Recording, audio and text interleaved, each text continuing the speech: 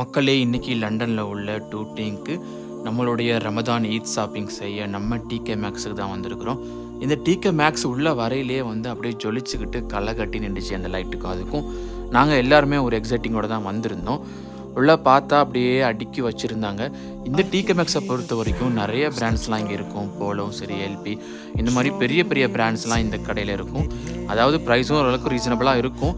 நாங்கள் எல்லாருமே தேடி தேடி பார்த்தோம், இது பிடிக்குதா அது பிடிக்குதா அப்படின்னு சொல்லிட்டு பல டிஸ்கஷன் போயிட்டு இருந்துச்சு. ஒருத்தவங்களுக்கு பிடிச்சிச்சு, ஒருத்தவங்களுக்கு பிடிக்கல.